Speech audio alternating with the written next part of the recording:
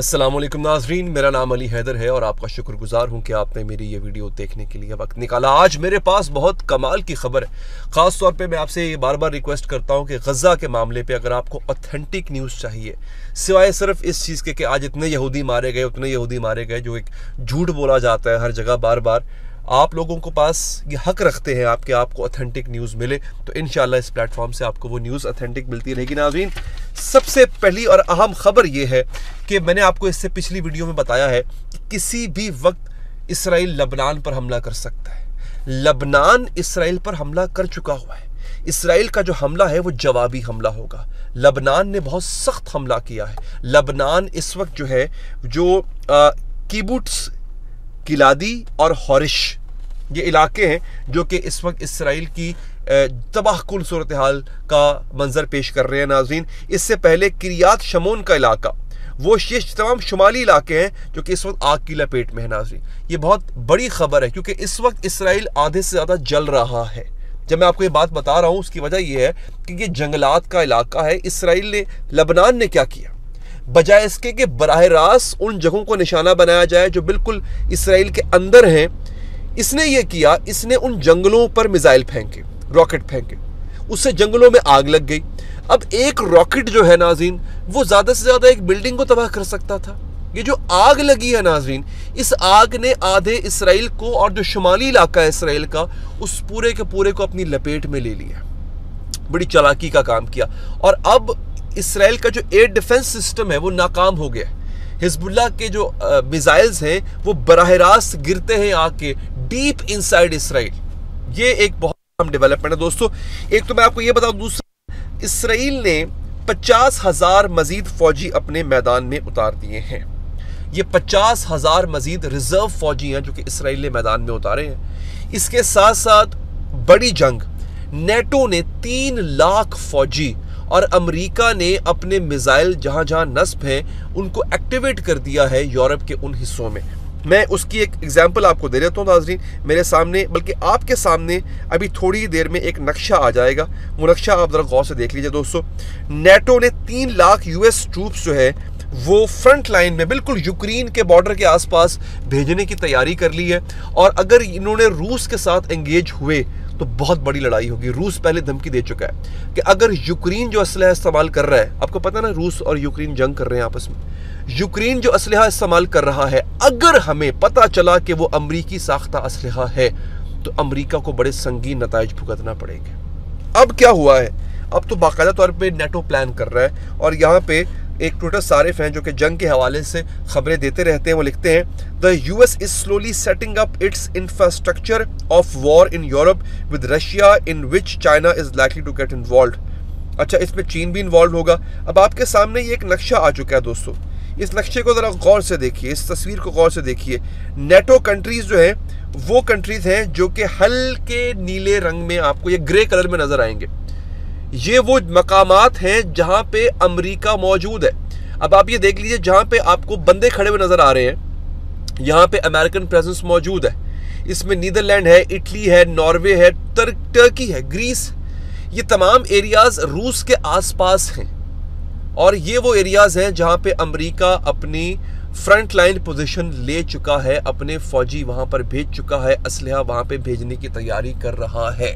ये बहुत बड़ी जंग है नाज़रीन जो कि छिड़ जाएगी और इसी तरह से एक जंग जो है वो ऑलरेडी छिड़ी हुई है। मैंने आपको पिछली वीडियो में बताया था किसी भी वक्त हमला हो सकता है। हिजबुल्लाह जो कि बहुत फैंटी लगा रहा है इसराइल की, और इसराइल के पास अब कोई चारा नहीं है कि पलट के वार करे, और हिजबुल्लाह बेसिकली चाहता भी यही है कि इसराइल पलट के वार करे। जितनी देर में इसराइल एंगेज होगा हिजबुल्लाह के साथ, हमास के जो मुजाहिदीन हैं उनको थोड़ा सांस मिलेगा, वो रिकवर करेंगे, अपने आप को वो कंपोज करेंगे दोबारा, और दोबारा से जो है वो पलट के इसराइल को पीछे से वार करेंगे। इसराइल ऊपर शिमाल में लग रहा होगा लबनान के साथ, यहाँ से हमास को थोड़ा सांस मिलेगा, ब्रीदिंग स्पेस मिलेगी, हमास दोबारा पलट के वार करेगी। और याद रखिए सबके पीछे ईरान है नाज़रीन। ये बहुत अहम बात है। क्यों है, मैं आपकी इसकी भी एक वजह बता देता हूँ नाज़रीन, ये बहुत अहम है। अच्छा, इसमें एक चीज़ याद रखिएगा, जो ईरान के हवाले से खबर ये आ रही है कि ईरान ने ये तो कबूल कर लिया ना कि उनके जो प्रेसिडेंट हैं इब्राहिम रईसी, उनकी जो मौत हुई थी वो हादसे की वजह से ही हुई थी, लेकिन जो वहाँ से शवाहिद मिले वो इसी की तरफ इशारा करते हैं कि ये मौत हादसा नहीं था, कत्ल था। ईरान इस बात को कबूल क्यों नहीं कर सकता? देखिए, उसकी वजूहात हैं। अगर ईरान ये मान ले कि हाँ ये कत्ल था, तो इससे ईरान की कमजोरी साबित होती है कि एक और मुल्क, एक पराया मुल्क आके ईरान के प्रेसिडेंट को मार के चला गया, ईरान कुछ नहीं कर सका, ईरान अपना प्रेसिडेंट नहीं बचा सका। तो ये सुबकी की बात है, शर्मिंदगी की बात। और अगर ये भी है, और अगर मान ले कि हाँ हमारे प्रेसिडेंट को कत्ल किया और इसराइल इसके पीछे है, तो ईरान को लामहला अपनी फेस सेविंग के लिए, अपनी इज्जत बचाने के लिए इसराइल पर हमला करना पड़ेगा बराह रास्त।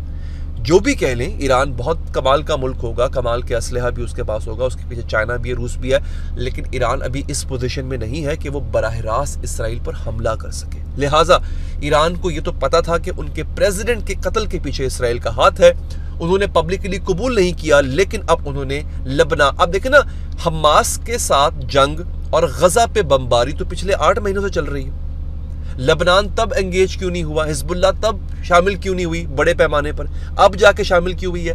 इब्राहिम रईसी की मौत के ठीक 3 दिन के बाद, ईरानी सदर की मौत के ठीक 3 दिन के बाद हिजबुल्लाह जो है वो एक्टिव हो गई थी, उससे इसराइल पर हमले करना शुरू कर दिए थे। इसका मतलब ये है कि हिजबुल्लाह को ईरान, और आपको ये बात पता है कि हिजबुल्लाह जो भी कुछ करती है वो ईरान से पूछ के करती है। हिजबुल्लाह को सारी इंटेलिजेंस, सारी चीज़ें ईरान देता है। 4 दिन पहले ईरान के एक्टिंग फॉरेन मिनिस्टर यानी कायम मकाम वज़ीर ख़ारजा वो मिलने गए थे लबनान में हिजबुल्लाह के चीफ और general secretary Sayyed Hassan Nasrallah से। उसके बाद ये हमले शुरू हुए।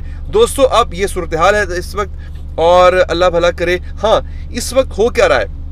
इस वक्त अल्लाह भला के वो जो इलाके हैं जो कि जल रहे हैं और बहुत ज़्यादा जल रहे हैं। अच्छा, कामाकाजी ड्रोन जो है हिजबुल्लाह के पास, उसके हाथ लग गया है और कामाकाजी किसी से पकड़ा नहीं जाता, बहुत फैंटी लगा रहा है कामाकाजी ड्रोन इस वक्त। मालदीव ने ऐलान किया है कि, आपको याद होगा कल मैंने खबर दी थी कि मालदीव ने ऐलान किया है कि इसराइली पासपोर्ट रखने वाले शहरी वो एंटर नहीं हो सकते मालदीव के अंदर। मालदीव एक टूरिस्ट स्पॉट है।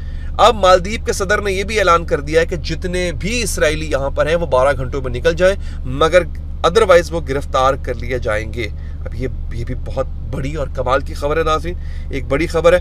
अच्छा दोस्तों, अब ये ज़रा खबर आप ले लीजिए कि किबुट्स गिलादी हॉरिश को तो बिल्कुल जला के खाक कर दिया। हॉरिश इलाका जो है, ये मेरे सामने इस वक्त करंट रिपोर्ट के नाम से ट्विटर सारिफ है, वो लिखते हैं kibbutz Giladi is about to burn completely and all the avocado farms have been burned। इसराइलियों ने फ़लस्तीनियों के जैतून के बाग जलाए, लबनान ने, हिजबुल्लाह ने इनके एवोकाडो, बहुत महंगा फ्रूट होता है, उसके सारे के सारे बागात जला दिए। अच्छा, अब ये इस वक्त जो है ये इलाका जल गया, फिर किरियात शमोन जल गया, अच्छा फिर हॉरिश जल गया।